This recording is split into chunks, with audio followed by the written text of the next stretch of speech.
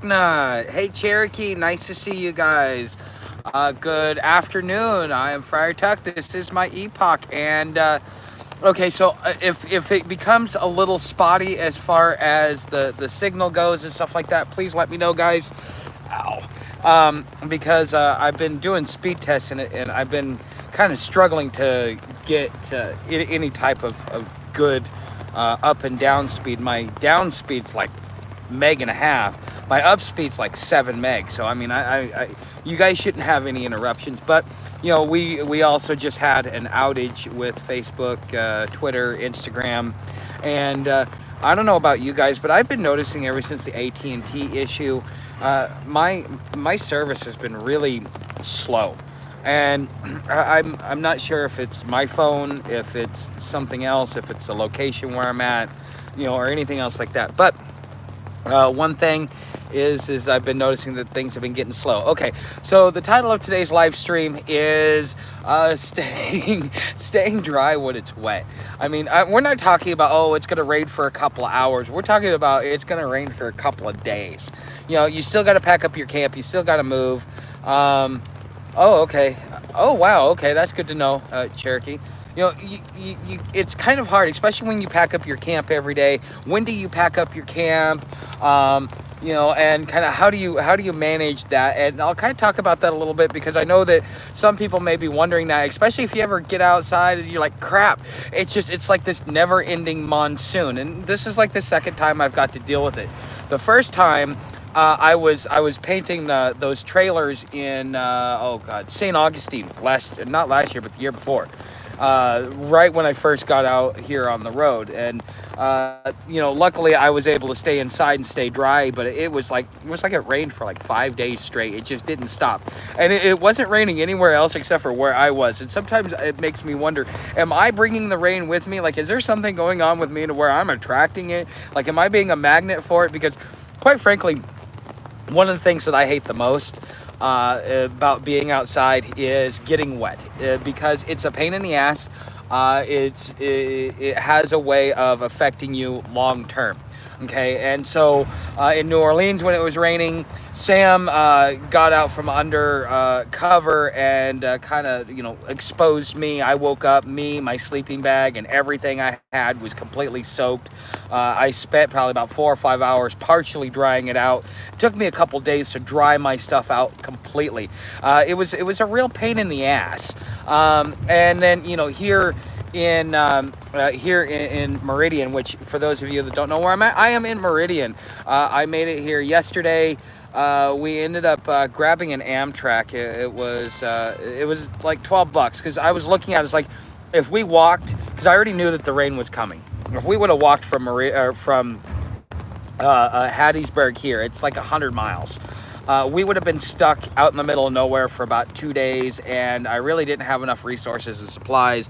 And so it would have cost me more if I would have tried to do the walk versus just taking an Amtrak. It is what it is. Okay, so I mean, it was $12. It was, luckily I had somebody that had put some money in my tip jar so I could afford it, and it's much appreciated. And Sam is getting the rest. If you go over to Sam's channel, which is Adventures of Sam the Dog, I kind of screwed up with the background music, but I did document her first Amtrak ride for those of you that follow her and stuff like that. Somebody's honking over here. But anyways, so I'm out in the forest. You probably hear the train, and you'll probably also hear the clanging because they're building strings. This is a very busy yard, but they also have a lot of other things going on. But so last night, probably about 5 or 6 o'clock, it started raining. It stopped about 3 o'clock this morning, and then started again about like 8 o'clock again, and it hasn't stopped raining. It'll probably stop around 5 or 6 today. And that kind of hampers you, especially when you live this lifestyle, just because of the way it is. So how am I staying dry? Well, I didn't really get to stay dry last night.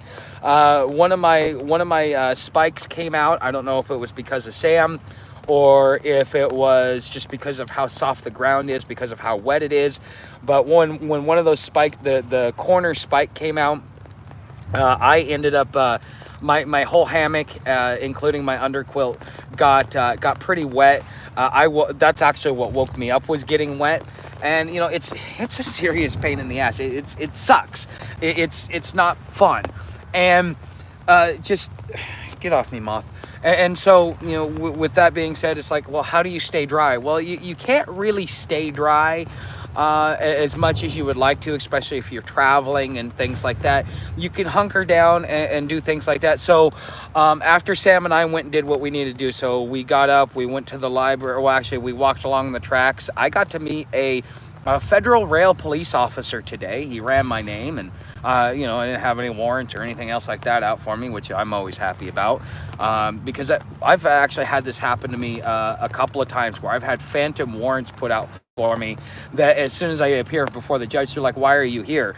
There's no warrants out here for you, da da da da. Even had something dismissed because of it.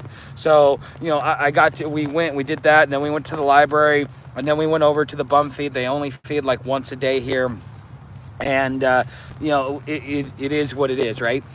And then it started raining on our way to the bum feed, and it's like, crap. And there's no awning, there's no anything else. We had a mile and a half to walk. I put my cover over my bag. Sam and I just kind of had to deal with it. We found spots. We would take a moment, because if you watch like your radar or your weather app, it'll tell you about how long it anticipates the rain to last. Like the rain here, it says it'll probably stop in about another 20 minutes. But then again, it's probably going to start right back up shortly thereafter, because it was only supposed to rain till about 7 o'clock this morning. And if it would have done that and then been clear for the rest of the day, I would have had an opportunity to go out to fly a sign and to be able to make money. Well, because of the rain, I wasn't able to do that.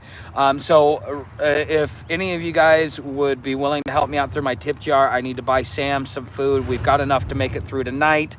And that's about it. So I could use $10. If you really want to be generous, 20 would be really nice too. But I need to be able to raise money. I'm asking around, because just being new in town, trying to find out like where do they give out dog food and things like that, until I can make enough money so that I can go buy it, because I really don't like buying dog food, or not buying dog food. I don't like getting the free dog food, because when we were in Pensacola, Sam got really sick off of that, and I think there was something wrong with it, and I don't know.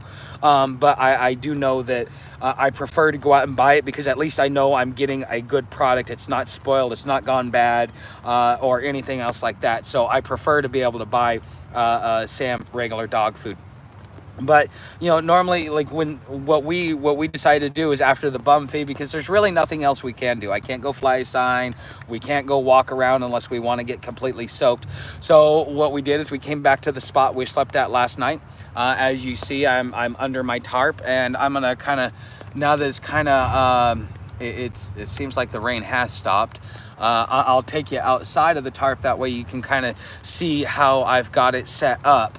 But sometimes you just got to go find a place and create your own shelter, go back to camp, and so on and so forth. This is the importance of a tarp, because if there was no forested area, Sam and I would have to hang out underneath awnings, or underneath dry spots, or inside like the library, and hang out there all day, and then hope that it stopped raining by the time we went to bed, and then just go lay a tarp out.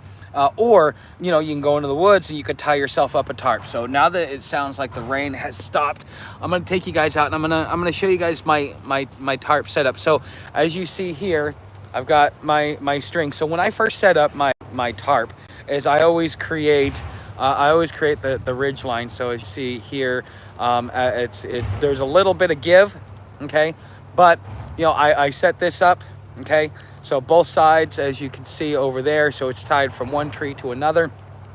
Now, when I set up my hammock underneath, usually what I like to do is I like to kind of run my arm down and see where it attaches to, or where it's gonna hit the strap, okay.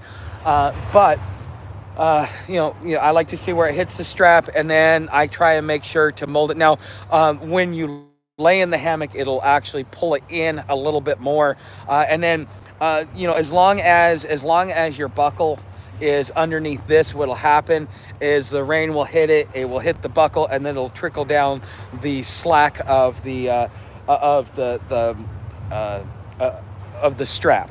Okay, but with last night, what was weird is that on both sides of my hammock, because this was the side that came down right over here. So with both sides of my hammock were getting wet, and in the underquilt, and I'm not sure 100% why. I'm still kind of doing my own investigation, trying to figure this out, figure out what I did wrong, what it is that I can do to fix it. But sometimes it becomes a learning experience. Okay, so I'm going to tilt the camera down a little bit. As you can, okay. Sorry guys, I'm still kind of figuring out. So as you see, you might be able to see them, but I have the paracord that I use. So what I do is I create loops, and then I just kind of put them through. Now you don't want to tie your tarp up with the paracord when you fold it up for the day. You'll want to take those out. That's why I do it. So here, I can actually do it like this. So okay, did I lose you guys, or am I still? Okay, are you guys still there? Did I lose you? I accidentally hit the wrong button on my phone. Okay, perfect. Okay, I couldn't use, okay, why don't you tie the tent so the seams are flat and dig a small trench? Because what that's gonna do, Cherokee, is as the rain trickles off, here, let me get the sides. So as you see here, right here, okay, so as you see there's a loop, okay, and I just tie it that way. But as you see, it's going to come off here, it's going to drip here. Okay, now if I bring it down closer to the ground, what it's going to do, especially if I'm digging a trench, is as it floods down here, it's going to start going in here. And that's actually something, at least just from the way that I understand the way that the rain comes down, so on and so forth, that's kind of my little thing there. Just I don't really think that I really don't think that that is something that I would do. And quite frankly, this setup, okay, so let's step a little bit further away so that you guys can see. Okay, so as you see, I kind of have my own tent. And also with Sam, she likes to go in and out, so I always make sure it's high enough for her. So it's about knee high as far as the lip of it. But what's going to end up happening, because I always when I wake up in the morning after it rains, I look to see where the dry spot is. The rain will come in probably about 3 to 6 inches, and you'll kind of have like an inner ring where it's dry, but you'll still have partly under the tarp, you'll still see that it's wet. So you kind of gotta, that's why, as you see, instead of having it closer to me so that it's closer to the ground, I kind of spread it out. That way my dry spot is wider, so that as I'm in my hammock and stuff like that, it's able to it's able to stay dry. Okay, but this is actually the exact spot I was at last night. I know it because of this tree. Yeah, as you see, it's got zits all over it or something, I don't know. But anyways, this is just kind of my experience with getting wet. Now, this is also why you want to have stuff that dries quickly. Okay, it's important that you have clothes that dry quickly, because if you get wet because you have to be out in the rain, as soon as you get under cover, you want it to be able to dry. If you have cotton, like my pants are mostly dry, but my shirt is still a little wet because of how soaked I got, and even my coat is still kind of really damp. Okay, but they're cotton, and when it's like 60 degrees here, so it's not going to actually cause me any health issues. That's why I'm okay with it at this point in time. Okay, but the other thing is, it costs a little bit more to be able to get that type of clothing, but it will keep you dry, and then you'll be warm. But also, I got to warn you that when it cools down, it's going to be extra cold. Okay, I like the quick drying stuff, but it's kind of like late spring to early fall is about the only time you really want to wear it, because after that it becomes so paper thin that you've got to wear multiple layers. Now, once you get past like early fall, all the way up into late spring, one thing that I would definitely be looking into, and what I'm going to be working on for this year, is I want to have wool. Okay, because wool does not lose its ability to keep you warm. And it also has the ability to retain water, so therefore you're not losing its usefulness. On top of, you can still use it. You can dry it out. If you're out in the rain and you get a little bit soaked, it's okay. So that is, it depends upon the season, depends upon the time of year, and stuff like that. But sometimes you have gear, it doesn't matter. It's been 95% humidity for the last couple of days, and with that humidity, it makes it much harder for anything to really dry out, including like my tarp. It took probably about 2 hours to dry out, whereas if the humidity was probably around 70%, it probably would have dried off in about maybe 15-20 minutes. I've watched it really dry out quickly with the lower humidity. And I mean, I know this because I used to strip and wax floors, and so when it was hot and humid, you would think that your floor would dry quicker, but actually you had to have a breeze. You had to put fans in there. The humidity actually keeps the moisture in there, so therefore it slows down the actual drying process. So you have to understand the climate in which you're in and the place and where you're at. So that's just my basic understanding of this is how I do it, as far as, and I can almost stand up. And here's another thing about setting up a tarp. Now, as you see,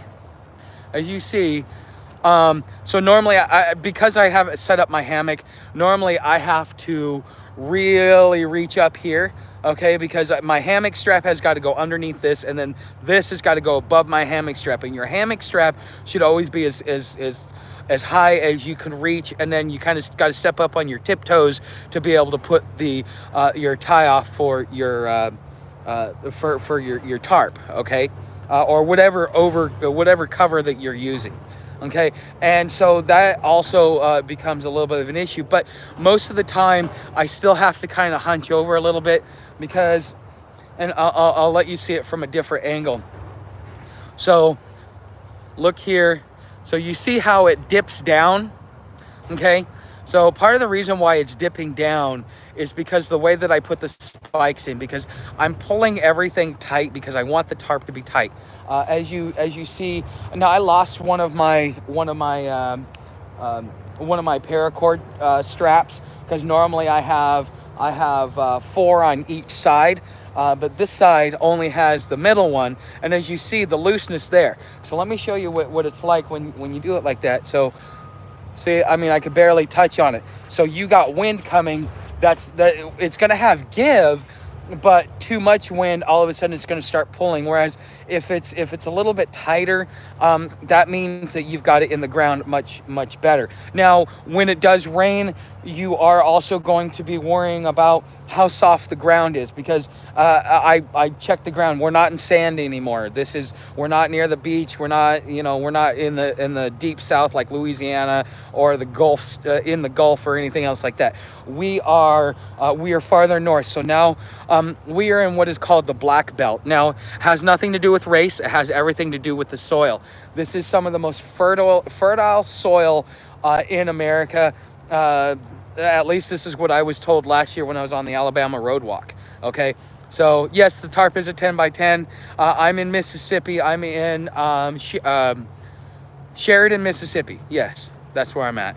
Okay, took me a minute to figure out where I'm at. So that's that. This is just kind of how I'm working on staying dry and keeping Sam and I dry, because I'm going to show you Sam right now, because she decided she wanted to go play in the rain for a minute while I was setting this up, instead of kind of getting under the tarp like she normally does. But as you see, this has been about 2 hours, and look at how wet she still is. This is how bad it has been. Okay, so. And the thing is I won't let her in the bed. I won't let her anywhere near me, because the thing is she's a dog. She retains that water. She's part water dog and part hound dog. And so her coat is more like a water dog, and she's got the webbing in her feet for being a water dog, which explains why she's such a puddle jumper. But she's also got hound dog in her as being a ridgeback, and I think that the lab in her is more dominant than the Ridgeback, which is probably why we have the issues that we have, because labs have a reputation of not being the smartest dogs. They're very loving. I mean, you could beat them over the head with a brick and they would still treat you like you're their best friend. Which, honestly, I find that bad, because like if somebody hit me over the head with a brick, I'm gonna hurt them, or I'm gonna avoid them completely. And why would an animal still remain loyal over something like that? Okay, that's just my own thoughts on that. So now that I've kind of talked about my spiel of staying dry as the rain has finally stopped for a moment, ask your questions. Okay, this is always, whenever we do these live streams, this is a time for you guys to ask questions: where I'm at, what I'm doing, what are my plans, whatever questions you have about surviving homelessness, or being a traveler, or being a hobo, or things like that. Okay, so I'm gonna be you guys know that Paranoid is my navigator. Oh, and for those of you that follow this channel, that also follow Billy Meyer and read his contact notes, could you do me a really big favor? Because I wanna show this to my friend Paranoid Times. He's a regular commenter and thing like that on here.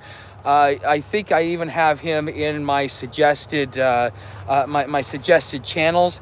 But there was in the contact notes, Billy Meyer was up in a UFO with his liaison, or whatever you want to call it, and all of a sudden a laser weapon shoots up from the Earth, but is actually targeting ET vessels. Okay, now this is coming from the United States. This is coming from America. This is not coming from any of our foreign adversaries. So we've had laser weapons for a while, and him and I have been talking about the fact that that there was some sort of laser or something like that was used in the Texas and the Hawaii fires, and that there's some sort of evidence coming out about it. We're still discussing it. It's a long conversation. But if you are one of those, if you're a Meyer, if you follow the Meyer contact notes and you know where it's at, what contact report that specific incident is, could you either tag me in it or tag him in it as a mention? And that way I can share it with him, because I want to be able to show that the United States has had these weapons for quite some time. And this could very well be, I mean, although maybe the Russians have finally perfected the technology, but how many decades behind the US military are they actually? Because here's the thing, the U.S. Is very strong. What we show that we have out in public, I mean, but we had stealth fighters way before the 1980s, as far back as the 1970s, I believe, maybe even the 1960s. But it did not become public notice or public knowledge until I think we went into Iraq in, was it 92?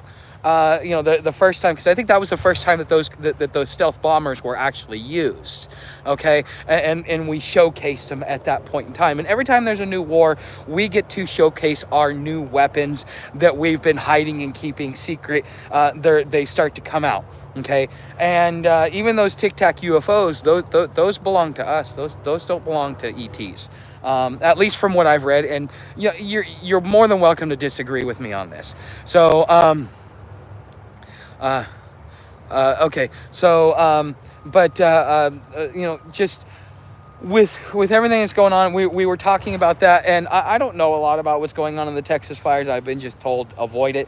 But him and I have also been talking, and based upon my last two experiences, I don't know if it's just because it's Norfolk Southern or what, or if it's because of the reasons him and I are talking about, because we are getting on a war footing. We are in a war economy. We have a war mentality, the propaganda, and to get the people behind the war to be able to do all the things that's needed. Because if you remember, before World War II, there was a lot of propaganda. Well, actually, let's just say World War I. World War I, there was a lot of propaganda, and at that point in time, the United States was neutral.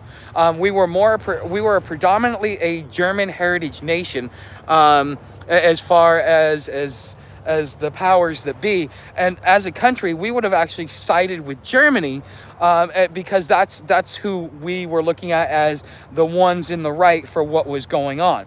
Okay, so and I think it was their Archduke that was assassinated. I don't remember the exact details, but it wasn't until the sinking of the Lusitania by the Germans, who were warning us in our newspapers that we were violating our neutrality by sending troops and all kinds of other resources, by using commercial vessels instead of military vessels, to be able to support the British and the Allies at that point in time. We were sending troops and resources. Well, that's why the Lusitania was sank. And the same reason that Pearl Harbor happened, even though we were a neutral nation, we put an embargo on Japan for oil, and we just sent a delegate over there to tell them, no, we're not going to lift this embargo, which is what took us out of our neutrality state, which is what prompted their response to bomb Pearl Harbor. Now, we look at Pearl Harbor as that's a day that will live in infamy. But also at the same time, that was created. It was a way in order to move the emotion of the American people to support the people in which our government had already made deals with. Because if you read FDR's son's memoirs, because I've watched some documentaries on this, and they've showed excerpts from his memoirs, is that Churchill comes and begs FDR to get involved in World War II. And FDR makes a snide comment, it looks like your boy Adolf got loose on the continent, now you need some help containing him. And so in exchange for us allowing Pearl Harbor and creating the Pearl Harbor situation to come in and help Churchill and the Brits, the Brits had to give up colonialization, which is why you see later on that they gave up like India and a lot of their colonial territories that they had originally had. And this was them truly losing their seat of power. Okay, so this is just, now the same thing is going on. It's a different day, but it's the same order of operations. Okay, it's a math problem. Okay, and so we as a people are being groomed and getting ready for being on a war footing. Plus, with all of the global conflict that's happening with the supply chain, with the railroads being pretty much the only real reliable source of transportation for goods, and the fact that it's being overutilized, for various reasons, that now because they haven't federalized the railroads, what they're doing is they're putting a lot of federal police out there. So for a greenhorn like me, now if I've been doing this for a couple of years, I think I would still continue the whole train hopping thing. And again, I'm not sure if this is Norfolk Southern, because I've talked to some of the guys around here, because every time Paranoid says, okay, I need you to get some ground intelligence so that we can discuss the results of what's going on. And if this is, I'll talk about that in a second. But one of the things that I keep hearing is, they're pretty deep here. They're here busting a lot of the dope dealers. None of the people will come over and go on railroad property because they don't want to be messed with, because they know that even in the forested areas around the railroads, the federal police, which are basically they're called Federal Railroad Police, but from what he sent me is that they are that they're commissioned as state police officers working on behalf of the railroad. It's an agreement, and so therefore they have the power to arrest and to do a lot of other things, plus cross jurisdictions. Okay, now historically the railroads have always been sovereign territory. Okay, it's been sovereign land because they bought the land and it's owned by them. And so when you step onto railroad territory, at least traditionally and historically, you're actually in a completely different jurisdiction. Okay, because and that's why they have the rules and the laws and stuff like that. Now there was a point, I guess, from what Paranoid was telling me, that they were going to federalize the railroads, but It never happened. Okay. And I don't know if I agree with federalizing the railroads, but I would have to understand it a little bit more. But because the federal government, its responsibility to us is to protect our infrastructure and to protect our resources from being exploited by by anybody, essentially. And instead, what ends up happening is the government exploits them for themselves, for their own power, for their own gain, and for their own stuff. So we've been talking that it may be, unless things change over the next few days as I do my groundwork and get my ground intelligence. One of the things that I'm going to, be deciding is, am I going to wait until the 21st when I get paid to be able to buy me a bus ticket to get to the rest to get to the next my next destination, which I will be able to afford to go to Albuquerque, okay, or Denver. Actually, because I'm here, it costs me less to go to Denver than it does to go to Albuquerque. And it doesn't, and I was also looking at it because I was like, okay, if I make it to Baton Rouge, if I make it to Dallas, how far along the line do I make it before I start saving money on buying a ticket the rest of the way? Well, I'm not really, it's going to cost me the same to leave from here as it does to leave from Dallas. So there's, the only reason why I would continue doing this is to either get there quicker or to waste or to not waste time, but to kind of sort my oats, have a little bit of fun, ride the rails, because you guys know I like riding rails, and get that out of my system before Sam and I go hunker down in the woods. Okay, so that's one thing that's on the table. I would really like to, but unless I had more experience, I think that I am running a risk. And what could happen to Sam if I get caught is really what concerns me. Because I may go to jail. I'm okay with that. I mean, what, I'm gonna get a trespass? They're gonna take me to jail. I'm not on anything DOD. I know to keep off of that stuff.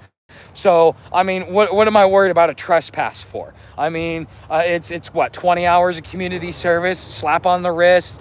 Oh, well, it's not a big deal. I mean, if you want to talk about committing crimes, it's probably, it's a low level crime that it's not even really worth it. It's just so that the system can get something. I mean, I'm not going to be put on probation. It's not going to affect me long term. But what they will do to Sam is they may end up taking her to a dog shelter or a dog pound. And if I don't get out in time, if I can't afford to get her out, or if they just, because I'm in there for long enough, they could put her down. And you know what? That's not right or fair to Sam to do something like that. Because right now, I have to be able to get on and off really, really, really quick. And I can't get on and off really quick with Sam because she's still learning how to do it. Now, maybe if we were, let's say on CSX, it'd be a little bit different.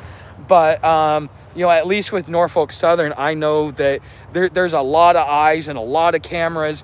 And, I was being warned about this by Paranoid for quite some time.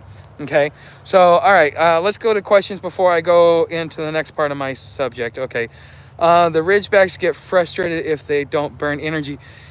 Yes, I know this. We're walking 10 miles a day, minimum. I've been trying to give her a break because, like, as soon as we got into, what was it?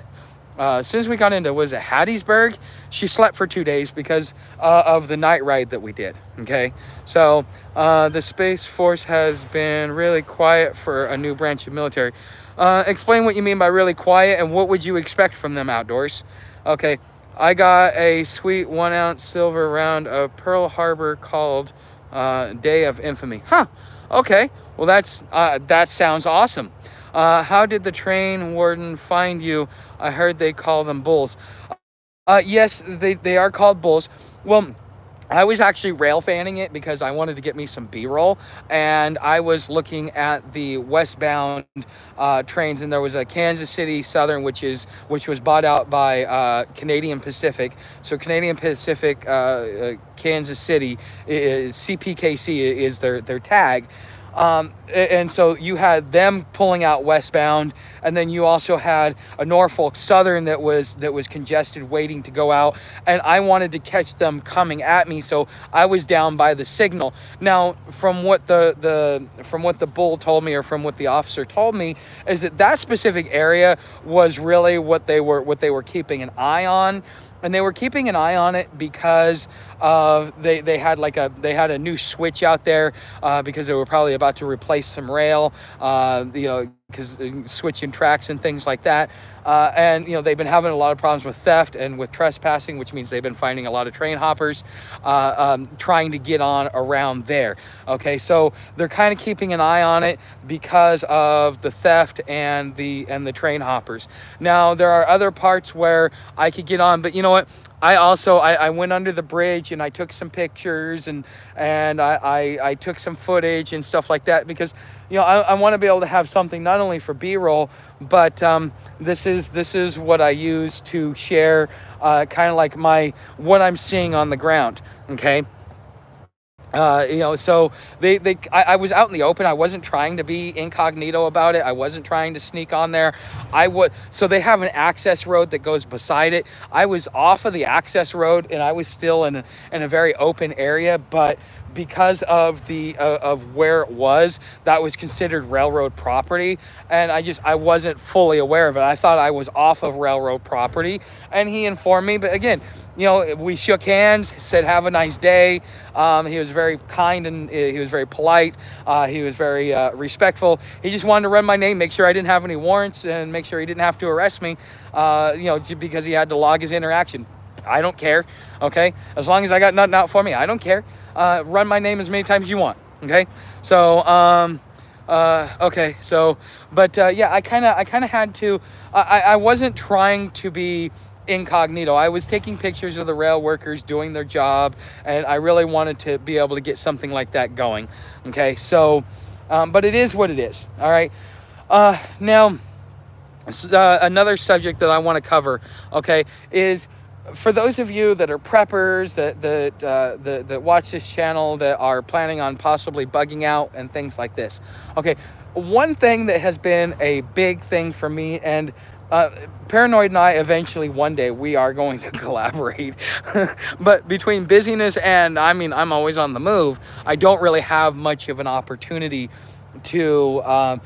we're still working out the kinks. Okay, but having a navigator is extremely important. Okay, especially if you're not aware of where you're going. I don't always have a good charge on my phone or good signal, so I need to know what's going on as far as what are the current events that are going on in that area that are going to directly affect me. What kind of major breaking news have I missed? Because he keeps an eye on all that stuff. He's able to say, okay, well, avoid Texas because of the fire. It's a large wildfire. You're going to get stuck there. Don't go there. Okay, fine. Go around Texas. Things like that. Or, hey, you probably don't want to ride rails because they're now starting to step up security, so on and so forth. You want to be very cautious about what you do. Okay, things like that, because he knew those things because he keeps his ear to the ground. He knows what's going on. He keeps up with current events. Well, and then he can pass that on to me, which helps me navigate. Or when I'm looking for a yard, it's like, okay, or looking for a jump spot, or I'm looking for, okay, what's the best direction? Or, hey, I need some advice. These are my options. What do you think? Okay, and because he's able to get kind of a bird's eye view, because he's in his home, he's able to be able to be static and take care of a lot of that stuff. Having somebody to communicate with, to navigate you, to make sure that something goes, that everything is going right, is it's extremely important. And I will tell you one story that I heard from the Freeman the Freeman community. And this is one of the last things that I heard from the Freeman community, which is, so he was asserting himself, and they took him to jail. But all of a sudden, they had no record of him. He was completely lost, so on and so forth. If he did not have an outside communication with people, knowing where he was, what he was doing, what was going on with him, so on and so forth, this guy would have been lost in the system, and they could have done whatever they wanted with him, because they can do whatever it is that they want if they don't have you logged in the system. Well, because of his connections and stuff like that, the people that knew, what they were able to do was to petition the court for habeas corpus, which is produce the body. Okay, we know you have this guy, now produce him. Okay. Otherwise, we need to put a missing persons report out for him. And when it finds out that you have him, there's going to be consequences. And at least up until that time, the government could not lie to you. They could confess and avoid, but they could not lie. Since Obama and his executive order, the government has carte blanche to be able to tell you whatever lie they want, and there are no criminal penalties for it. This is what kept the government honest. Well, as soon as Obama took that away, for whatever reason, we can have that big old discussion. That's just something for for us to talk about. Okay, so guys, my brain is I'm kind of I'm overwhelmed. So my thought processes and stuff like that. If you notice, I'm having trouble sticking with thoughts and coherent sentences and stuff like that. But this is the natural stressors of traveling. Okay, so this is another question that I posed to him, and I'm going to pose this to you guys. Okay, so now that you guys are kind of a little bit have a little bit more of an understanding of what's going on, this is something that I would like to ask your opinion on. But I'm gonna okay. There never any news about them like the rest of the military branches, huh? Okay. My brain is like that. Yeah, I when you got so much information, it's kind of hard to be able to like string it together in a coherent thought, because you've spent enough time pondering it. You know what's going on, but articulating it can sometimes be difficult. Okay, so here's my question to you guys. All right. Oh, thank God it stopped raining, by the way. Here's my question to you guys. All right, so knowing what's going on with the trains and knowing that I'm a greenhorn, and as much as I would like to continue riding rails, at least for now, it may not be a good thing for me to do. Okay, so I'm still contemplating that. But the other thing is going west. So I've got people, and here's something that I have to I take a lot of stuff that people tell me with a grain of salt. Oh, it's dangerous over here, but the reason why I take it with a grain of salt is because, like I told you guys in the last live stream, when I was in Mobile, the ladies tell me, oh yeah, the homeless, it's horrible here. It's so bad. We're one of the worst. I'm like, no. Your homeless are actually very good here.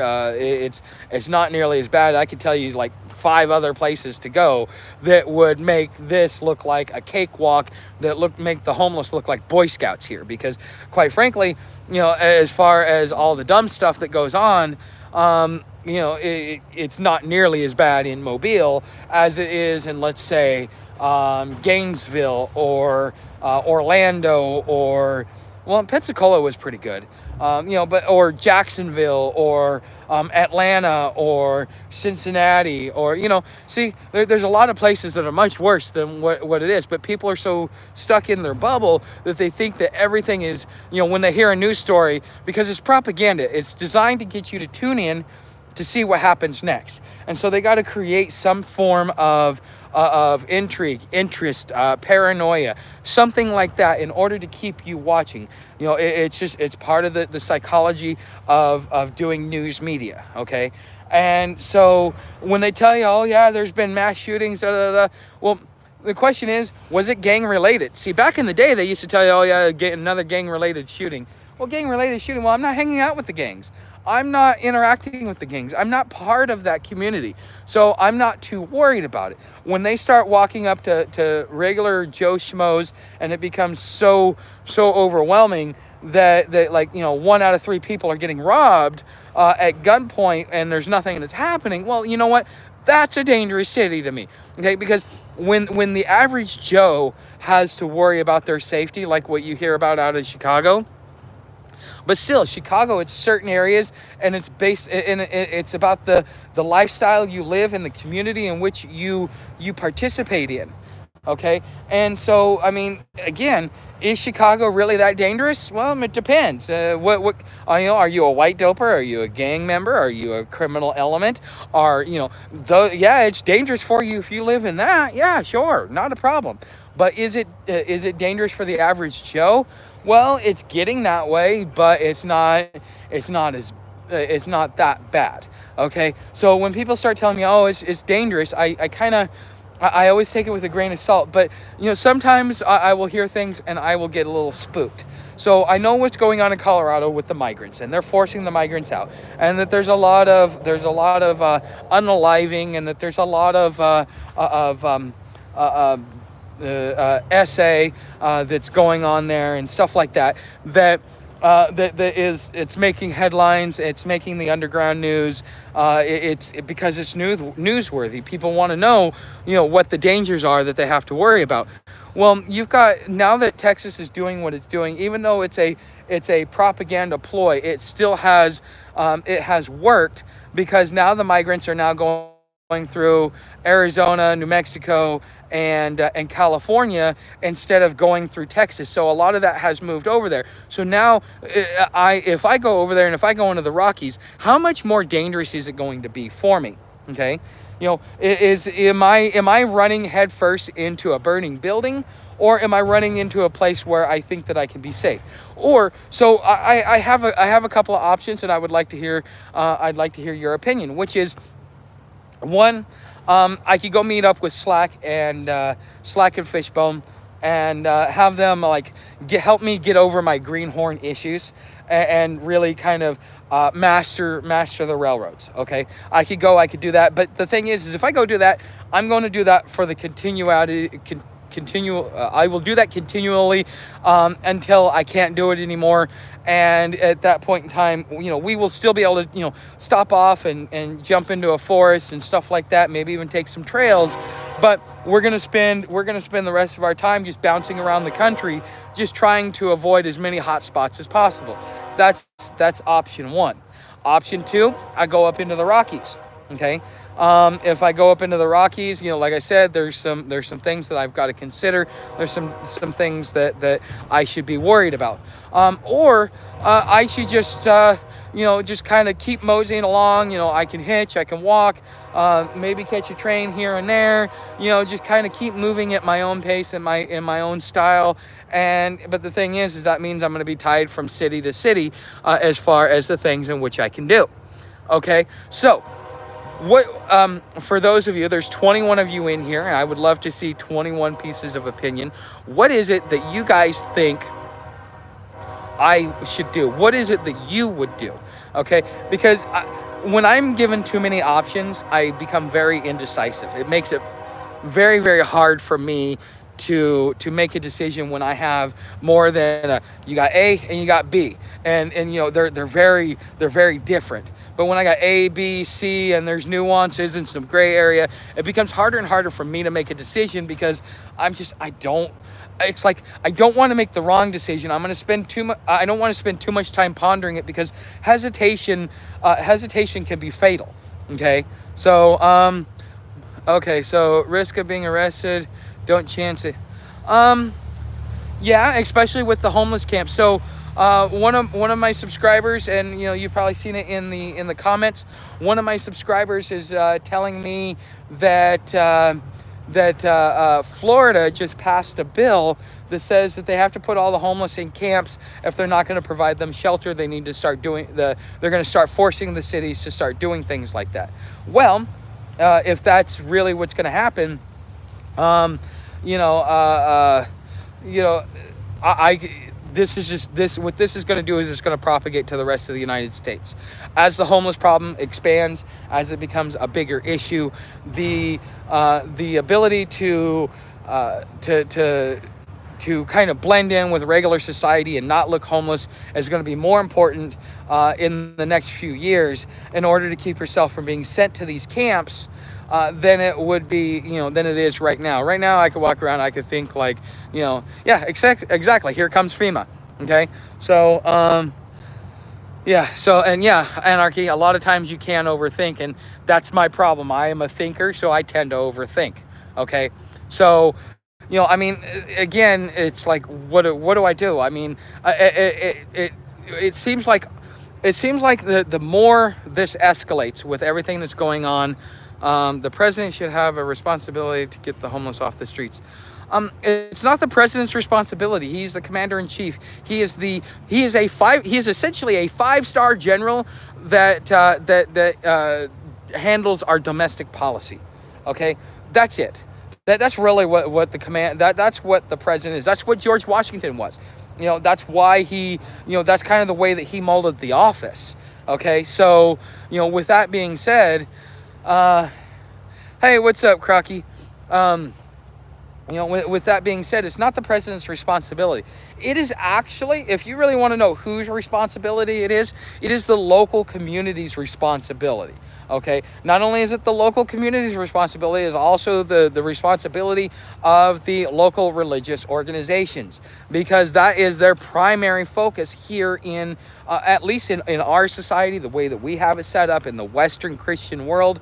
The whole mission statement of Christianity is to take care of the poor, the weak, and the downtrodden. But instead, what they do is they're more worried about money and all kinds of other crap. Okay, so again, it's just, if you want to put some responsibility, these not-for-profits, they're there to make money. Okay, yeah, they're not making a profit, but that's because all the money goes to the employees. And when I had one of my LLCs, I was also the CEO, and so I could get myself whatever salary I want. Yeah, no, I'm not getting a profit, and I'm actually saving money on taxes. Plus, I can get people to give me money and have it be tax free. But also at the same time, it's just a different way to collect profit while still being virtuous within the community. Okay, so I mean, that's just my thoughts on that. Okay, so let's see, thoughts on Israel Palestine. You guys probably won't like my thoughts. Okay, the Jews, the Israel, they left their land. They abandoned their land. They came back, well, more than 1,000 years later to reclaim that land. Historically, I mean, it seems like everybody's using that as an excuse, even the Chinese and the Russians. Oh, well, these are historically our lands. Well, you know what? At a certain point, when you walk away from it, it's no longer yours. Historically, yes, it may be, but it does not mean that you have a claim to it. Okay, so you had, and Glenn Beck actually does a really big thing on this, and I don't understand why he doesn't really see the error of his ways. But there was a Jewish man who had a piece of technology that was instrumental in us winning the Allies winning the Second World War. Okay, and in exchange for him giving that technology, he wanted a Jewish state set up. So what we did is we went in there, we took land from somebody else and said, okay, you guys can be here. What would happen? What would you say if all of a sudden the Native Americans did that, and the Native Americans said, well, we want our land back? And so therefore they do that, and then they would put us off into the most barren lands and do to us what we did to them. Okay? I mean, again, how would you feel about it if it was the Native Americans? Because essentially that's the overall rule. So do I support the Palestinians? I don't. I'm not going to support anybody who's going to who wants to take the life of another. Do they have a compelling case? Do they have rights to it? Yes. Was it stolen from them? Yes. In a lot of ways, and it was done. It was done through, like I said, through the deal as part of World War II. So does Palestine have a right to it? Yes. Is Israel mending? Is Israel doing anything to fix that situation? Okay, fine. It's post fact. I mean, it's kind of like finding out your girlfriend's pregnant. What are you going to do? You're going to abort it and then deal with the consequences of that, or are you going to keep the kid and deal with the consequences of that? Okay, well, you know what? They decided to keep the kid. Well, now you need to be able to co-parent together and to be able to share and exist and give them their voice and their place within society, instead of taking it over and then saying, oh yeah, by the way, you've got no say as well. Because if you, as an American, we wouldn't stand for it, but why would we allow another individual to do it to someone else when we wouldn't like it done to ourselves? Okay, a lot of it is this is why they say equal application of the law, which means that a rich man will pay the same consequences as a poor man. You know, that was in theory. Okay, so that's my thoughts on the Israel-Palestine thing. While trying to be as polite about it as possible. Remember, everyone, no one is coming to save us. Not even Jesus. We the people are the ones that we are waiting for. Yes, I agree with you, anarchy, but we got to get this straight up here. As a society, we are sick in the head.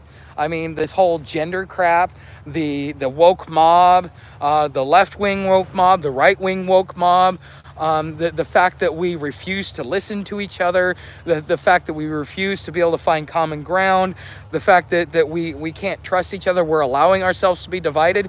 How do you expect anybody to make an intelligent decision on leadership if you've got all of those obstacles in the way? Really, honestly, how do you expect to do that? Okay, what about making a homeless city? Many just want to be free without a bunch of laws that don't feel lawful, because you will have the gangs and the drugs, and that's really what will come in and take over.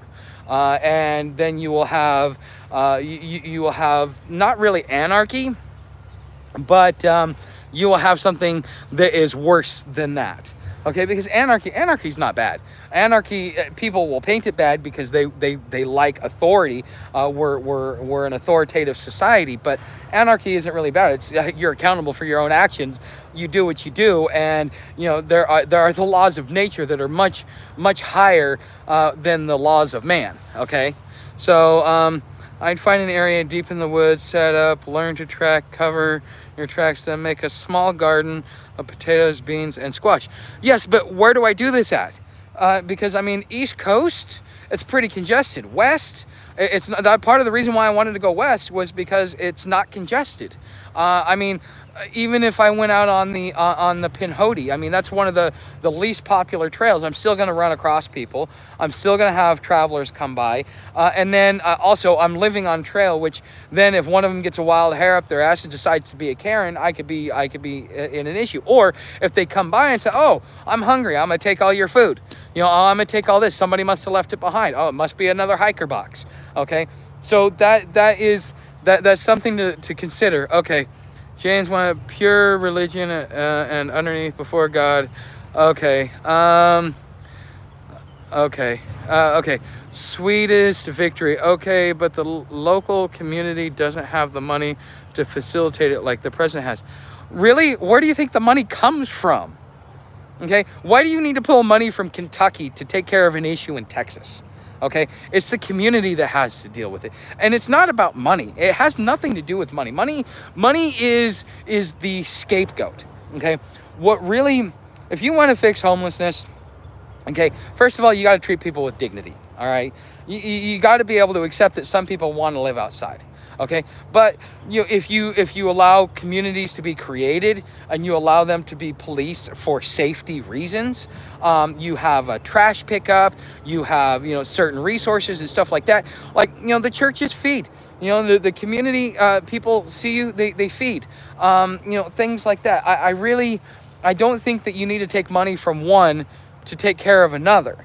Okay, it's the community's responsibility, because is the community conducting enough commerce? Is it creating opportunities, or is the ordinances and the state and federal legislation doing things to hamper or impair the conducting of commerce? And that's the thing. That's really what's causing this country to go downhill, is that we've so overregulated ourselves. This is what they call Roman civil law, and Roman civil law was a big part of the downfall of Rome's economy and Rome's infrastructure to begin with, because they put so much bureaucracy and so much red tapes because of one reason or another, whether it be lobbyists or whether it be other things. Okay, so but the local community. All right, there's a homeless city called Slab City. Yes, and you know what? If they regulate themselves, I've heard about it. I've had people tell me I should go there. I probably won't. Okay, what? Normal white guy, take it back. Praise Allah. No, I mean, honestly, religion is also the other part of the problem. Okay, religion creates division.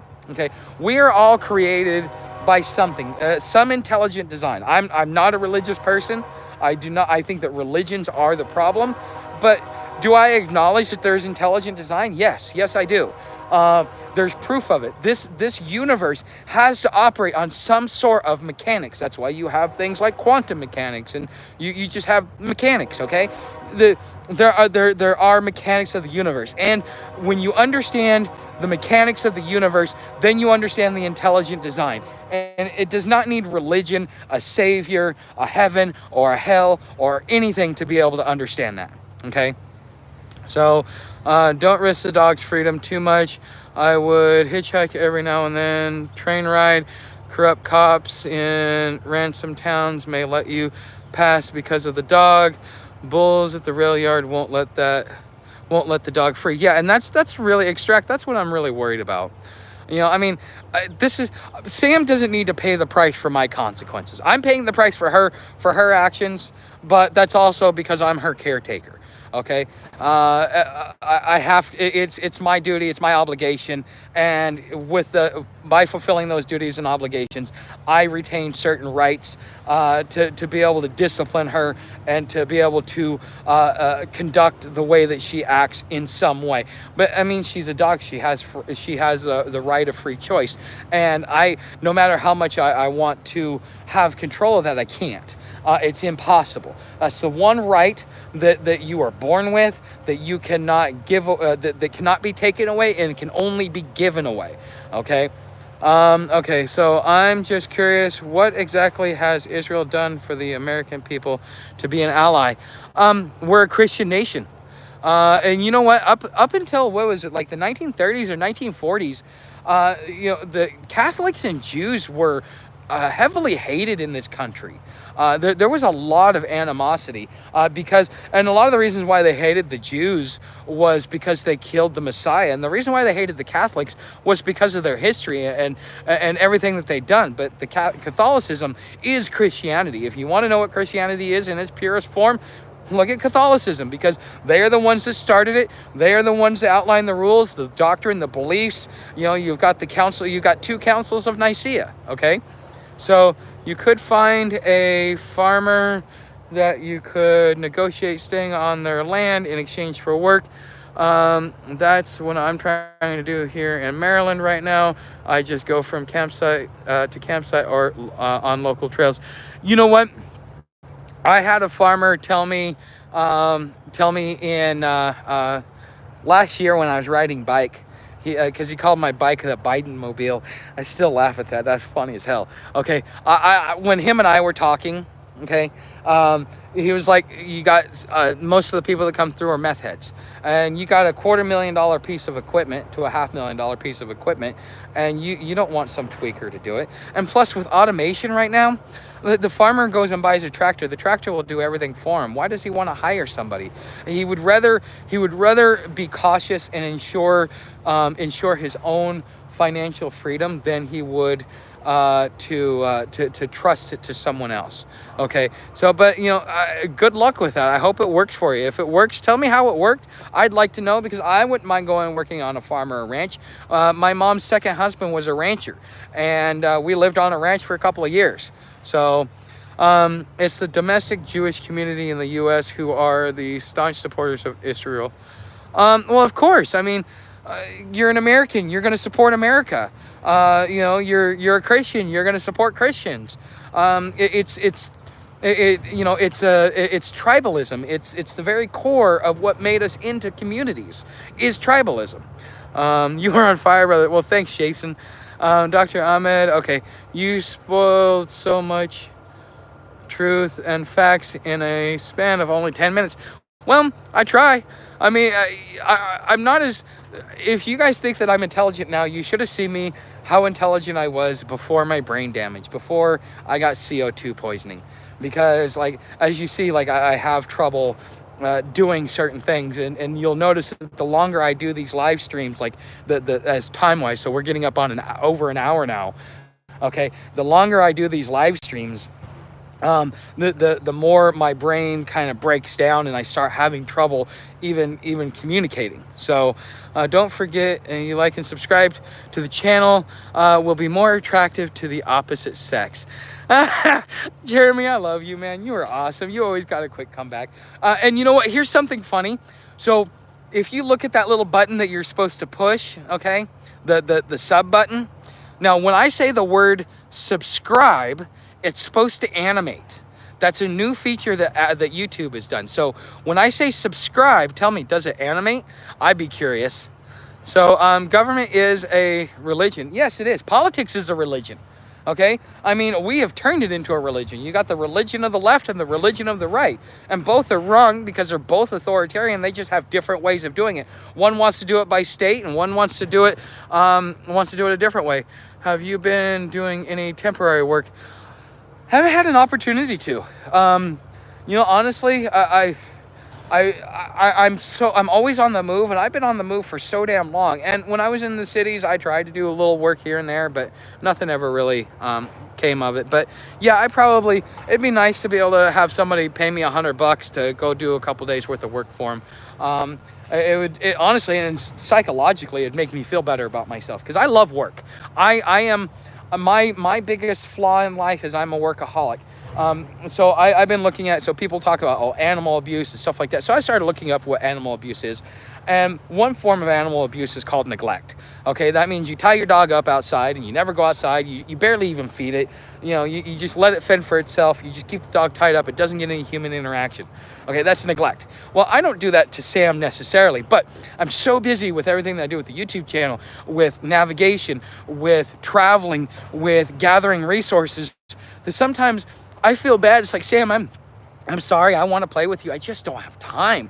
Okay, I understand you want to play. So one of the things I'm working on teaching her is how to play by herself. But then when she does that, she gets in trouble because she runs off. And it's like, no, stay where I can see you, but go do whatever the hell you want. Have your Sam time. I really work hard to give her off the leash time. Okay, so I thought I would throw that in there. So I would give train hopping a try if you were by yourself, but with you and the dog, it's a whole nother story in my opinion.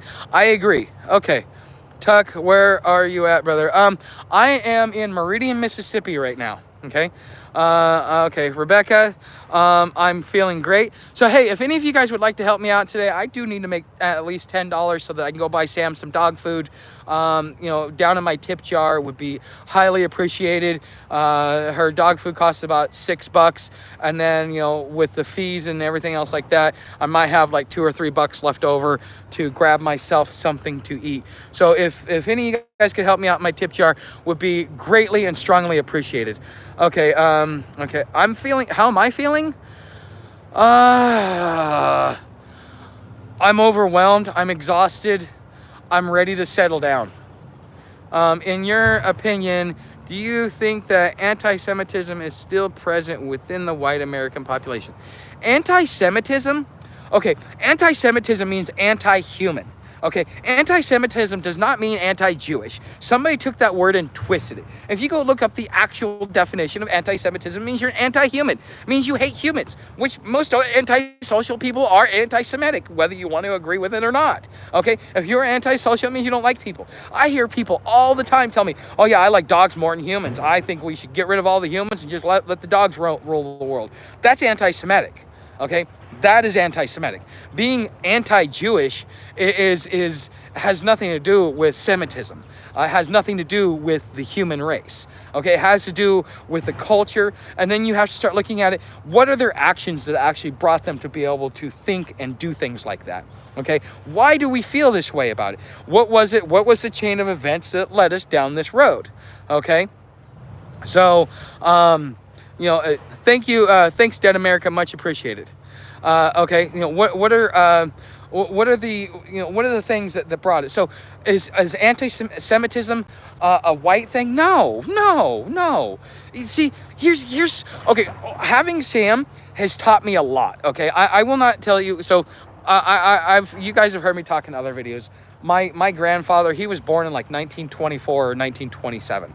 Okay, it wasn't until he was 40 years old that the Civil Rights Act was passed. Okay, and I had to deal with not only the indoctrination growing up, but then having it used against me because my grandfather and my mother thought that my dad was black when he was just French. Okay, because of his hair, he had the nappy curly hair. Okay, until probably like the last 20 years, that was the way it always made me question. It's like, so on and so forth. So, okay, so as far as that goes, but so I have not only experience, I know what real racism is. I know what real hatred is. It's not something that you are born with. It is something that you are taught growing up. Now, when I go into a place with Sam, okay, there's a white person, a black person, an Asian person, and a Hispanic person. The white person will not allow me to discipline Sam because they love dogs and dogs can do no wrong. An Asian person, they're just like, that's a disgusting animal, get that away from me. But they respect the laws, they respect the rules, they're gonna follow them. Okay, a Hispanic person, they're just gonna get all machismo and be like, if you don't take care of that dog, I'm gonna beat your ass. Okay, but a black person, when you go in there, those are the ones that run Sam and I out. It has never been a white person. It has never been a Hispanic person. It has never been an Asian person. It has always been a black person that runs us out. So, for example, when Sam and I were in Hattiesburg, I walk up to the shelter to get a shower. By the way, I got a shower for my first one in a month. It was about 3 days ago, okay? So I go up there to get a shower. He says, well, Sam's a service animal. I can prove it. And he's just like all baffled. He's like, I don't care. I don't want that dog in here. I said, it doesn't matter. She's a service animal. You legally have to let her in. Well, no, we don't allow dogs. You can't have that dog in here. Okay, I don't want that dog in here. Okay, so I kept pushing the issue. Okay, and so he goes and gets the director. Director comes out. Director's a white guy. Okay, and I showed him the paperwork, and within about 10 seconds, okay, of having a conversation with him, showing him the paperwork, he turns to the other to the three black guys that are trying to tell me I can't bring the dog in, and says, no, legally he has the right to bring her in here, and because we're a business, we cannot deny him entry. Now we will have you retrained on this, okay? Or when Sam and I got off Amtrak, okay, Sam and I got on Amtrak. The conductor, he didn't care. I showed him the paperwork because I have heard horror stories about Amtrak, and so I made sure to be on my P's and Q's. I even wrote service dog on her saddlebags and put it on her just to be able to make sure I wasn't going to get any shit. Okay, we get off the train. I go in there. I go into the Amtrak station. The lady there is a black lady, unfortunately. Okay, and she's like, no, you can't have that dog in here. I said, so how can you let me on a train, but I can't come in here to use the bathroom? Oh, well, you can't have that dog in here. I don't care. I don't want that dog in here. I hate that dog. Now we could also have a little bit of an explanation. So like I talked about, why do people feel the way that they do? Okay. Well, back in the day, when a slave would run away from the plantation, who do you think they would be attacked by? How do you think they were hunted down? Okay. They were hunted down by hound dogs, by tracking dogs. So naturally, genetic memory alone will, it says dogs are bad. I don't want it around. I see it as a danger. When the people that I find that are more afraid of dogs are black people, not white people, not Asian people, not Hispanic people, but black people, because I think it has to do with genetic memory of, well, we used to hunt them down with dogs. I mean, is it right? No. Did we do wrong? Oh, hell yes.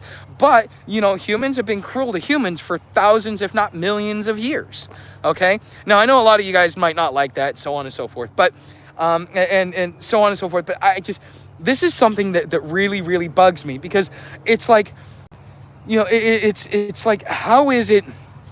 It's become almost a racial issue. And I keep asking the question because since we've had the summer of protest, because I had somebody ask me, they're like, hey, what does the fact that the kid was black have anything to do with it? Well, since the summer of protest, it has everything to do with it. Before the summer of protest, you're right, it has nothing to do with it. But since the summer of protest, it has become an issue. I had a lady in Mobile. Okay, I said something she didn't like. She says, you offended me. You're racist. How is offending somebody racist? Okay, now you're creating animosity, you're creating hate, you're creating that contention there. Okay, how is that helping the situation by doing that? But this is what the summer protest brought us. This is the end result. Is it set back race relations in this country by 50 to 100 years? Okay, so before then, race was never an issue. Okay, but since then, you better be at least aware of it. Now, don't let it dictate it, because humans are humans. Okay, we all die the same. We all are born the same. We all have different cultures. We have things that make us unique. Genetically, we have things that are both advantages and disadvantages. Okay, every race of people has that. That is what makes us unique and different as far as the way that we were brought up. Okay, so should we be discriminating against somebody based upon their color, their creed, or their association? No, we should not. We should take a person on their own individual merit. But that has been taken away because of the summer of protests. From my own observation, from my own opinion, from everything that I've experienced over the last almost 2 years, yes, okay. And I know I'm talking about this. I know a lot of you guys are probably like upset about it, but I'm trying to be intelligent about it without really buying into the dogma. Okay, so okay, no animation. Okay, Ginger, level 5, gotcha. Riz, Livy, Dune, Rizzing, baby. Okay, I don't know what that means. Okay, thank you very much, Dead America. Okay, I like dogs, but I like humans the most. See, and that's really, Ironwood, I agree with you. I'm in the same boat.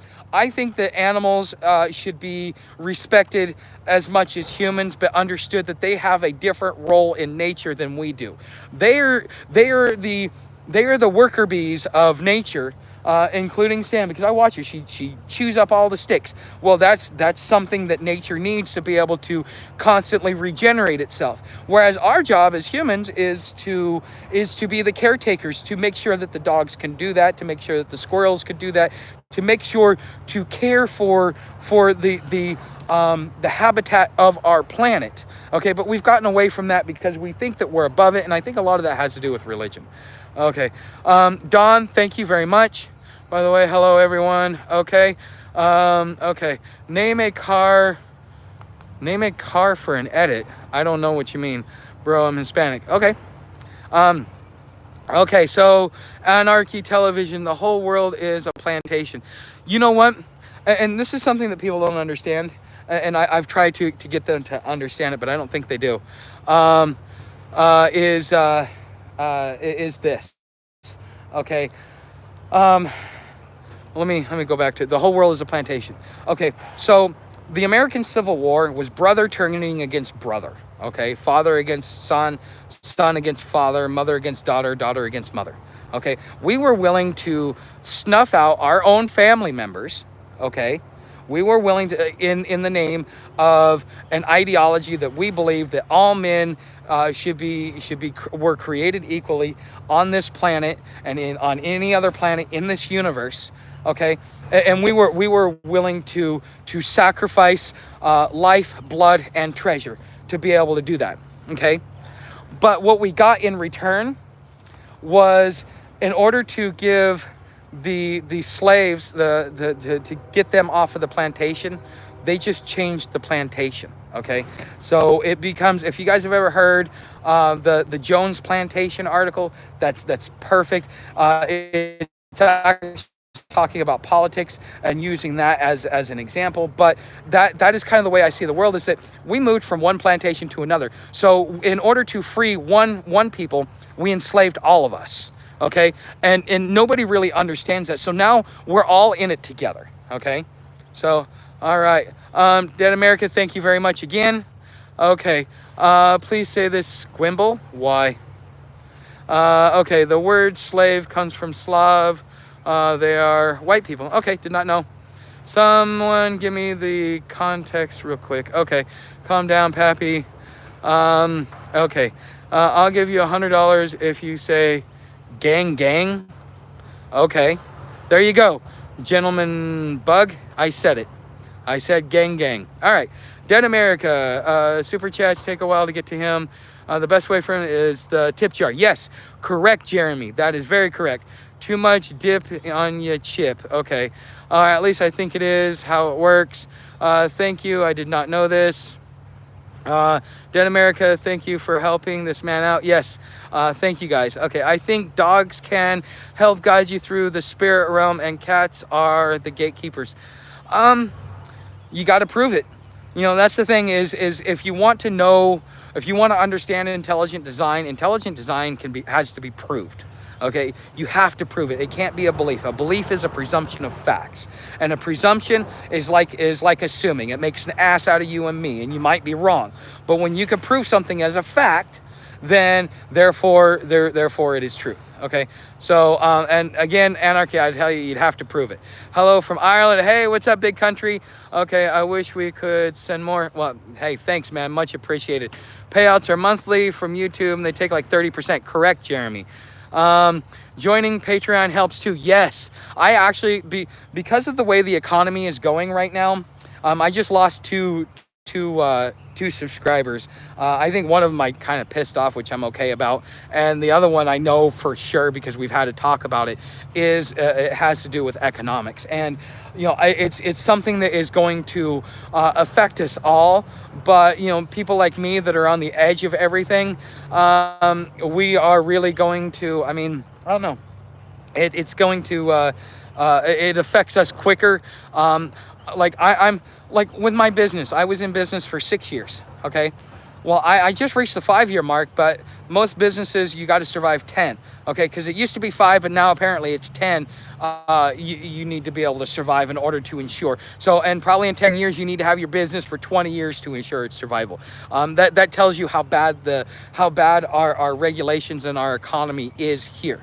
Okay. So, you know, with everything that was going on in Texas, getting shot at on the way to our appointments, having 2 weeks to close down my business, being caught up in the middle of everything that was going on there, you know, it is what it is. But on the other hand, you know, it always seems like when the first wave comes, I'm the guy that's always on the chopping block. Okay, you know, when the first wave of layoffs come, even if I'm the best worker, I'm always the guy that goes. When everything goes tits up, I'm the first one to get it. So if you ever really want to know how everything's going, watch how I'm affected. You'll probably have a great indicator of it. Okay. Okay, $10 a month. Yes.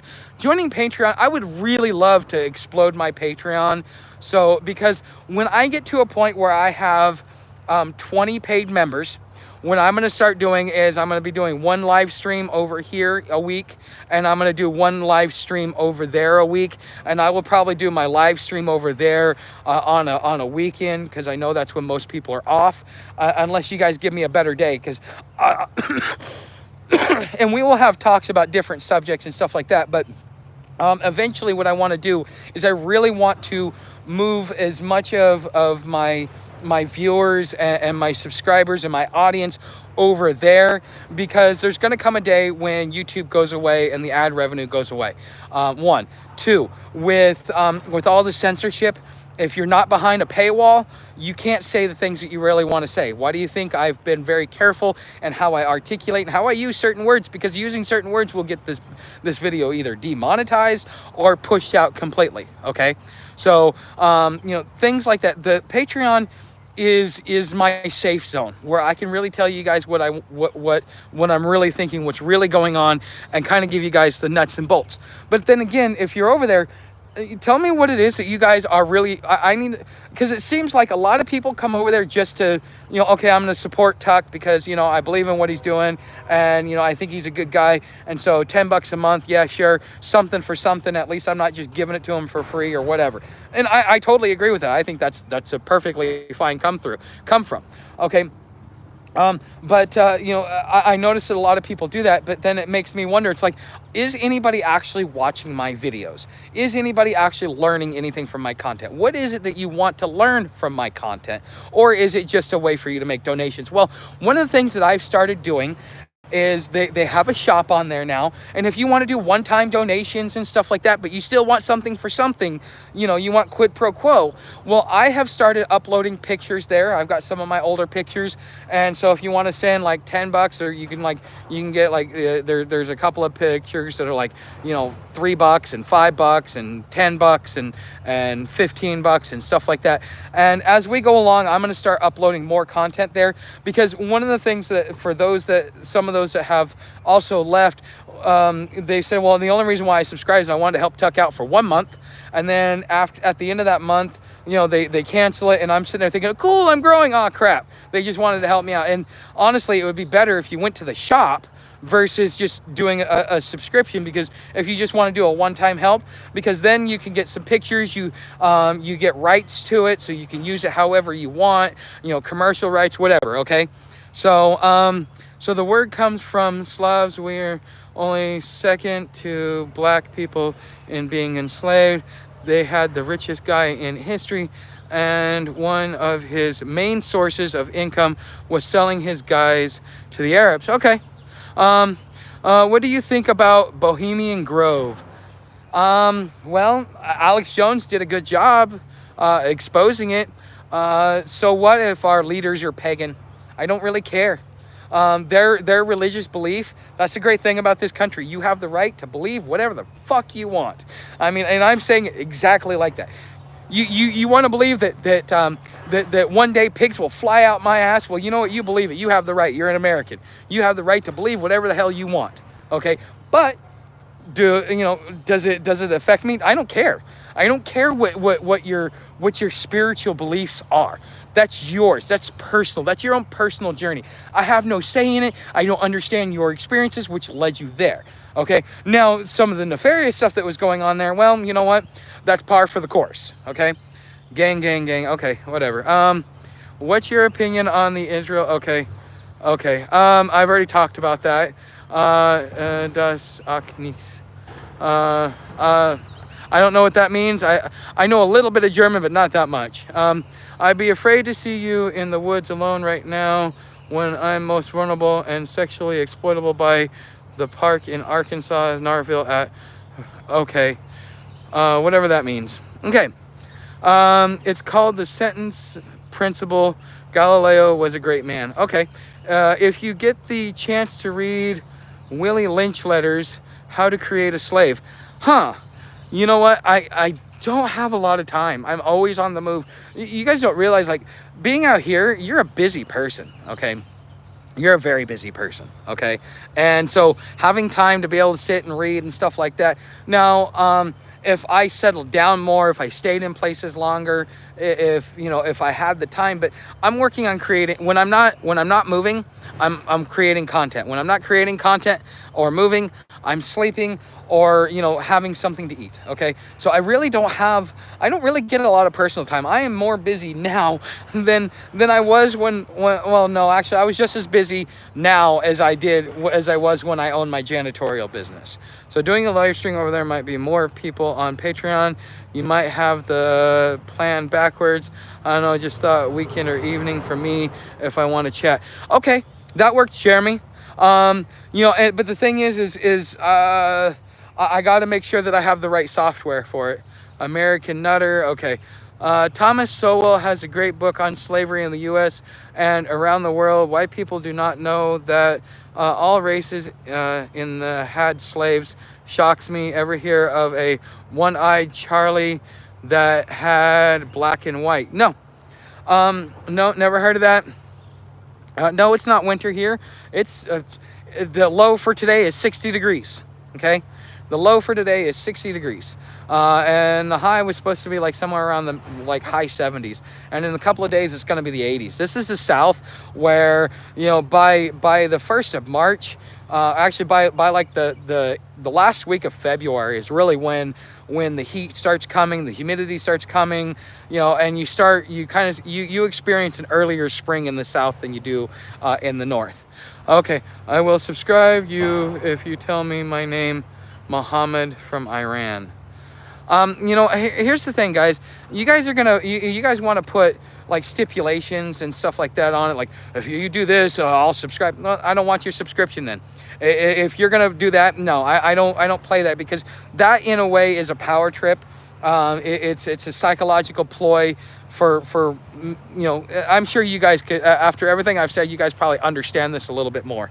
Okay, but what is my idea about Iran? Well, Iran's going to try for a power play, but it's going to lose. Iran, you got to go all the way back to, FDR's nephew, who went there to install the Shah of Iran, who then in the 70s, because of a bunch of other things that was going on, was replaced with a theocratic government. Well, if that's what the people want, if that's what the people wanted, great. Then, because they are indoctrinated in their religion, and they want to be governed by their religion, because they think that will, that message, if that's what they want to do, that's what they want to do. But, the thing is you are you, I am me. I do what I want, you do what you want. As long as you do no harm to others and do not be destructive towards property, then, do whatever the hell you want. That is the American idea. That is our core foundation of what made America America. Freedom is not necessarily the ability to do whatever you want, because I think that's the right wing dogma that they teach you. And those of you that think that I'm left wing, or think that don't know what political party, I'm neither. It's two sides of the same head. It's so on and so forth. But just here in America, that was what made us the envy of the world, was that a man could do as he will and choose his own destiny. But to be able to choose your own destiny, you got to have the shackles of restriction lifted. And the longer that we are a country, and I think this is why most countries don't last very long, is because over time they just slowly regulate themselves, because things change. People think that they have the right to tell you how to live your life. Nobody has the right to tell you how to live your life. If you want to be homeless and travel for the rest of your life, if you're willing to live like that, well, then more power to you. Okay, so but it is. So okay, Iranian people really love your country. I could see why. But honestly, you guys have, Iran has their own culture, their own beliefs, their own societal structure, okay? To come over here would be a complete culture shock, especially when you see these women walking around with almost nothing on, basically see-through. There's nothing left to the imagination when you look at a woman anymore. I mean, I could tell exactly what she looks like naked. I don't have to date her or anything, okay? And honestly, that would be a culture shock. I mean, I remember when I went from Texas, and my first day in San Francisco was Gay Pride Day. There was a guy in chaps masturbating for two ladies because they wanted to see what it looked like when a guy masturbated. I accidentally made it into a gay bar. Oh crap, that was a mistake. I ran, okay? It's a culture shock, because in Texas and San Francisco, they just don't mix, okay? They don't, okay? And just like... Here's what I think, that if you really want to make your country great, if you really want to keep America great, our responsibility, if we are the beacon of freedom to the world, and we are the standard bearer, then it is our duty to help and assist, not influence, not force, not exploit, which is what our government has been doing, but to bring them all up to our level. Okay, because the thing is when Mexico does good, okay, then their people do good. And when their people do good, they don't want to come here to America. They want to stay in Mexico because they love Mexico. That's where they're from. That's where they were born. That's where they grew up. That's where they spent their whole life. Okay? So why would anybody want to leave a country that was doing them good? But instead, what we do is we install these puppet dictators that will give us access to the resources that we want, so we can exploit them for power, for money, for greed, for whatever perceived notion that we have. How is that helping anybody? Okay, that's not helping, and that's why America is in a downfall. And when the whole world gets this idea, and understands it, then I think that we will be a better better globe and a better people as a whole. And honestly, I think that governments should be local and regional. I mean, we should have some sort of global government, because as we go to explore the stars, as we go to interact with other civilizations on other planets, they're not going to interact with us as, oh, well, we're doing business with the United States, but Chinese are our enemy. They don't care. How many light years are we away from? How much, other than trade and the ability to come and visit our planet and see all the lush green and beauty that we have and all this other stuff, there's really nothing here for them. And they don't really care about our governments, because it's not about them. Okay, they have their own planet. They like their planet. They're not going to really want to come here other than for tourism and things like that. But in order to be able to facilitate that, you need to have one official, one entity in which you interact with. And in order for us to become an interstellar planet, this is one of the biggest growing pains that we're going to have to go through. But you have people like Alex Jones and other people that really want to turn it into fear mongering. Now, there are people with nefarious means to an end, that they have their own way of wanting to muck it up for everybody else. But the thing is we as a society, there are more of us that are good than there are of them that are bad. And when we band together as the good people to do the right thing, the bad people will go away. Those people will not be able to have their way. But we're too busy being divided against each other to realize how powerful we are. If you want to really know something through history, go look at the peasant rebellions. Okay, sir, smoke a lot. Okay. Let's see. I would not talk like this until you have traveled the world. Okay. All right. I mean, this is just my opinion, and opinions are like assholes. Everybody has one. Doesn't mean it's right. Doesn't mean it's wrong. It's just my thoughts based upon my experiences and my understanding of the world. Okay. So, hail St. Paul. Okay. The Fugio sent, our first penny had mind your own business on it for a reason. Huh. I did not know that. What are you? Okay. I love the people of Iran, not necessarily any government. Well, people are people. There is actually a nomad. I might share it in the community tab if you guys want me to. But there is a nomad that he's from Iran. His son just left to because he got conscripted into the Iranian military, which kind of tells you what Iran is getting ready for. They're getting ready for a confrontation with us, and again, it's not going to end well for Iran. But at the same time,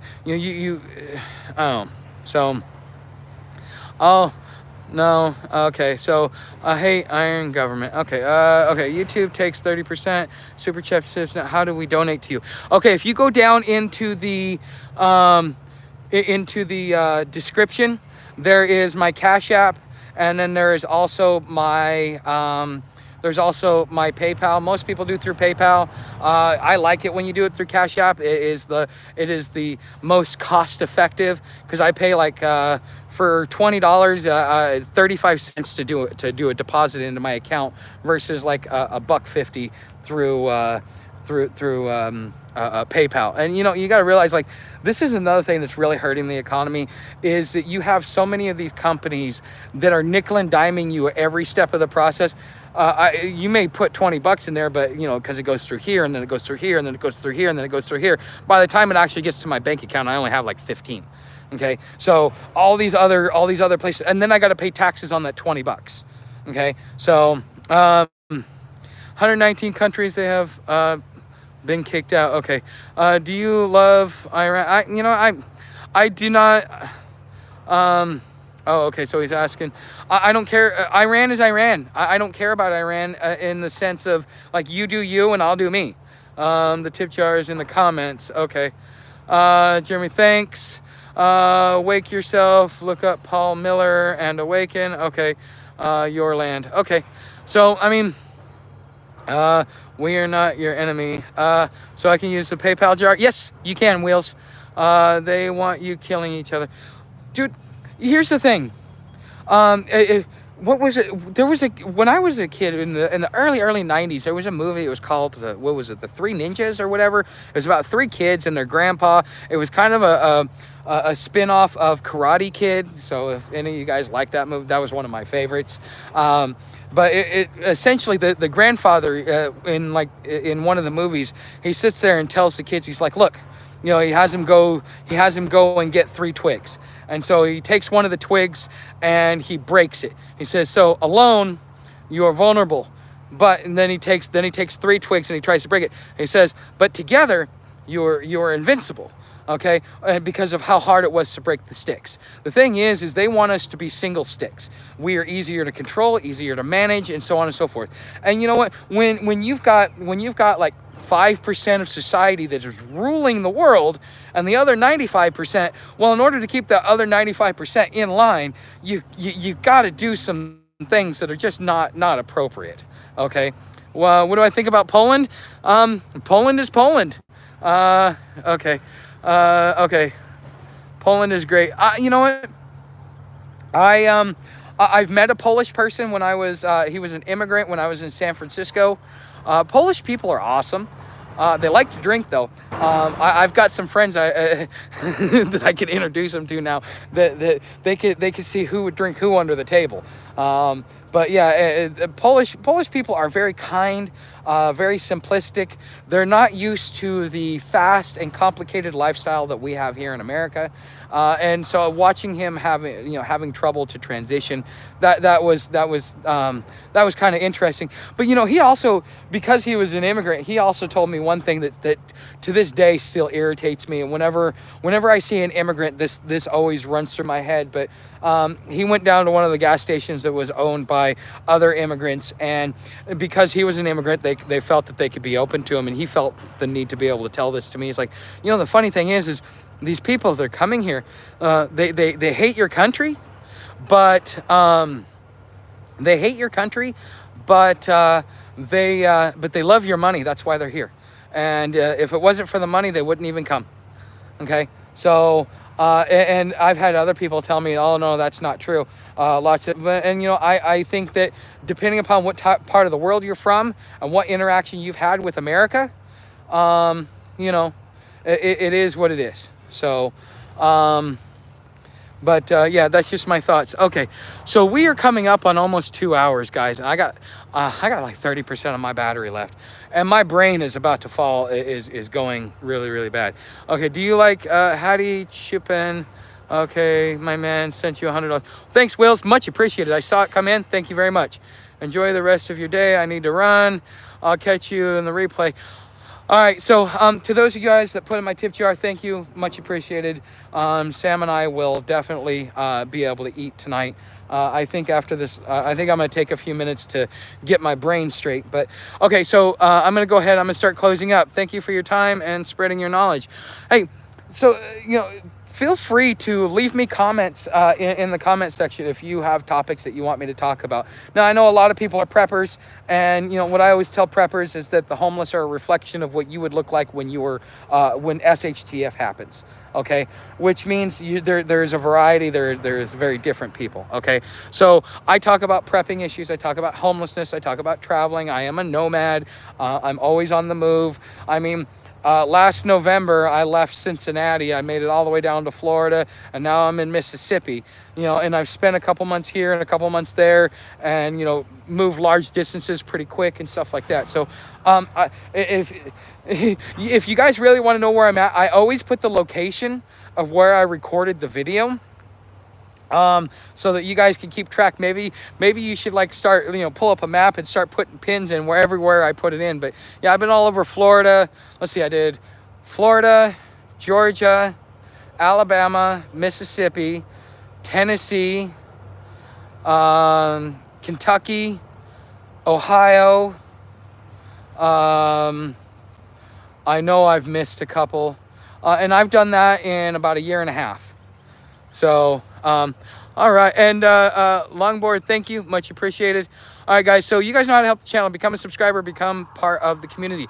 Also, I would love to invite you over to Patreon. Either you could go into the shop if you want to do like a one-time thing, or you can subscribe to the thing. But eventually, like I said, I'm gonna have to, when I get a certain amount of subscribers, I think something like around 20 paid members, what I'm going to do is I'm going to start doing one live stream a week over there, and I'm going to kind of change the the plans up a little bit, and I want to know what you guys want, because here's the thing: as a business owner, as a content creator, my whole job is to be there for you, to give you the content in which you're looking for. So what's your thought on race mixing? Me personally, I don't care about it, but I will say Billy Meyer gave one warning about race mixing, which is it really messes up your immune system, because, like whites, they come from the Cockle Mountains. They're used to cold temperatures and things like pneumonia and stuff like that. So their body's built for it, versus a black person who, is traditionally from Africa, and so they come from a warmer climate, and so their diseases and their sicknesses are much different. When you start mixing them, you can cancel out other parts of the immune system, and with all the viruses and stuff like that are going around, that is going to be a bigger deal in the future. But I think it is a great thing for one main reason, is that the only real way to end this whole dumb crap about racism is for us all to mix together and become one color. Honestly, I think it is a move in the right direction. If for those of you that know who Billy Meyer is or have heard me talk about him, there are, I think he says 27 skin colors, and we are about to become the 28th because of all the intermixing that we're about to do. So, and each skin color has its own immune system, its own genetics, its own strengths, and its own weaknesses. Okay, so the Alaskans are just immune to cold. Okay, this guy is slow. Yes. Okay, what color will we be? Kind of like a mulatto, from what I understand. Like you see. I've had many friends that are a lot of like when brown and white and yellow and red mix, what do you get? Okay, so but anyways, it looks like I've got the trolls coming in. But anyways, guys, you guys know how to help the channel. I'm gonna go ahead and end this live stream. Thank you for everything, and I will see you guys in the next live stream.